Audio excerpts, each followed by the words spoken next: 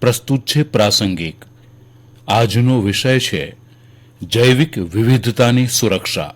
સંપાદન અને પઠન વિરલ રાણા. જૈવ વિવિધતાના અભાવે આજે કુદરતી આફતો જેવી કે પૂર, દુષ્કાળ અને તોફાન વગેરેનું જોખમ ઘણું વધી ગયું છે. આ કારણે જૈવ વિવિધતાનું સંરક્ષણ ખૂબ જ જરૂરી બન્યું છે. દર વર્ષે 22મી મે સમગ્ર વિશ્વમાં જૈવિક વિવિધતા માટેના આંતરરાષ્ટ્રીય દિવસ તરીકે ઉજવવામાં આવે છે. જૈવ વિવિધતા એ પૃથ્વી પરના જીવનનો આધાર છે, જેમાં છોડ, પ્રાણીઓ, ફૂગ અને ઘણા પ્રકારના સૂક્ષ્મ જીવોનો સમાવેશ થાય છે, જે માનવ સ્વાસ્થ્ય અને સુખાકારી માટે ખૂબ જ મહત્વપૂર્ણ છે. આના દ્વારા આપણને ખોરાક, પાણી, દવા અને અન્ય ઘણા જરૂરી સંસાધનો મળે છે.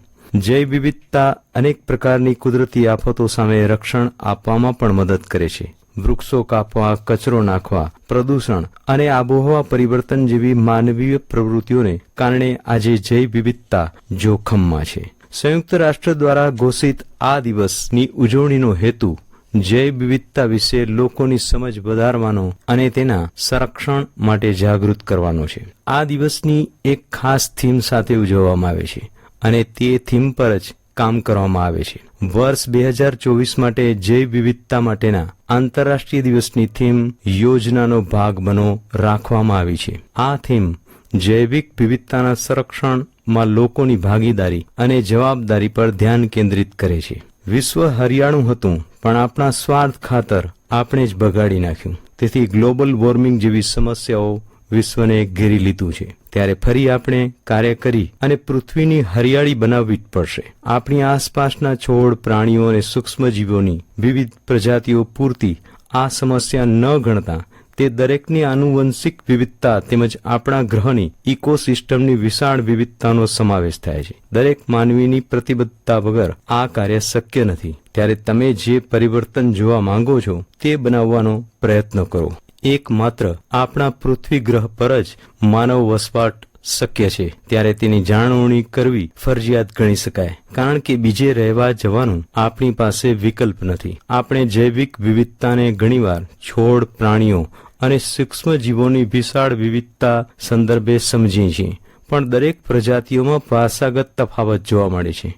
પાકની જાતો, પશુધનની જાતિ વચ્ચે અને ઇકોસિસ્ટમની વિવિધતા પ્રક્રિયા પ્રતિક્રિયા જોવી પડે. તળાવ, જંગલો આપણે વિકાસને શહેરીકરણ જેવી બાબતથી જ નષ્ટ કરતા ઘણા જૈવિક વિવિધતાના પ્રશ્નો ઊભા થયા છે. વર્ષોથી રહેતા પ્રાણીઓના આવાસો અને રહેઠાણ તે જાતિ લુપ્ત થઈ ગઈ. જૈવ વિવિધતા સંસાધનો એ આધારસ્તંભ છે અને તેના ઉપર જ આપણે આપણી સંસ્કૃતિનું નિર્માણ કરીએ છીએ. આપણે પ્રકૃતિ ઉપર નિર્ભર હોવા છતાં દરરોજ એવા કામ કરીએ છીએ જેનાથી પૃથ્વીના દરેક પાસાને નુકસાન થાય છે કે તેને તબાહ કરી નાખે છે. યુએનના અહેવાલ મુજબ 10 લાખ પ્રજાતિઓ બગડતા નાશ થવાના આરે ઊભી છે.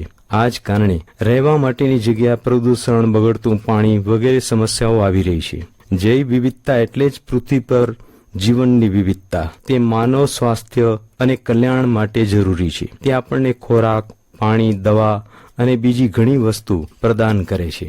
આ વર્ષની થીમ પર અનેક પ્રકારના કાર્યક્રમોનું આયોજન કરવામાં આવ્યું છે અને તેના દ્વારા લોકોને જૈવ વિવિધતા સંરક્ષણ વિશે જણાવવામાં આવે છે. જો કે તમારા નાના પ્રયાસો પણ તેને બચાવવામાં ખૂબ આગળ વધી શકે છે. ઉદાહરણ તરીકે લઈએ તો માંસ અને ડેરી ઉત્પાદનોનો વપરાશ ઘટાડીને, વન નાબૂદી અટકાવીને, પ્રદૂષણ ઘટાડીને, રીસાયકલ ઉત્પાદનોનો ઉપયોગ કરીને આપણે આમાં મહત્વપૂર્ણ યોગદાન આપી શકીએ છીએ. આ ઉપરાંત જૈવ વિવિધતાના રક્ષણ માટે કામ કરતી આવી સંસ્થાઓ સાથે જોડાઈને તમે પણ જૈવ વિવિધતા વધારવામાં અમૂલ્ય યોગદાન આપી શકો છો.